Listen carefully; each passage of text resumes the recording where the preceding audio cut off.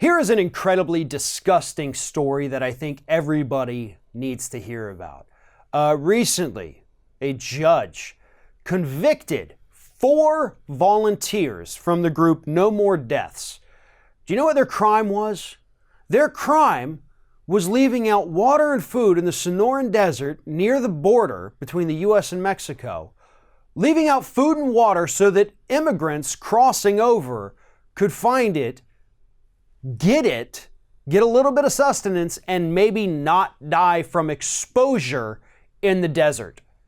That's what they were doing. They left out food and water, and this judge in this case decided to convict them, and now those 4 volunteers for this group are facing up to 6 months in prison for doing nothing more than trying to make other people not die. And now they're going to go to jail. There's actually 5 others that are currently awaiting trial, and if they're going before this same judge, you can pretty much guarantee that those 5 will also be going to prison for an undetermined amount of time. But here's the thing, we have seen too many people die after being taken into custody, people crossing the border. And I don't want to hear, well, they crossed it illegally, they shouldn't do that. That doesn't matter, does it? Does it really? Because that's a misdemeanor. I mean, it's jaywalking essentially. And we want them to just die in the desert? We want their kids to just die, drop dead before they can even be taken into custody? Or when they get taken into custody and then ignored by the guards, ignored by the medical staff, parents losing their children, children losing their parents? Is that who we are? The answer is yes, it is. This is 100% who we are as a country now. This is what we do. And it's disgusting, it's despicable, and it has to change.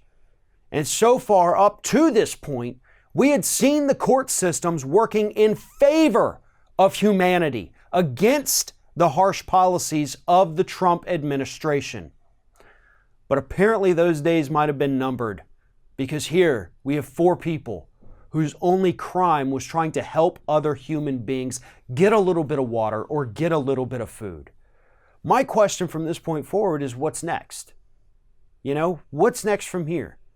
If you stop with the panhandler on the sidewalk and give him $1, are you going to go to jail now? Are you going to get arrested for that? If you hand him a sandwich, is that a felony? Are you going to go to jail for the next year of your life because you were trying to help a human being? Where do we draw the line?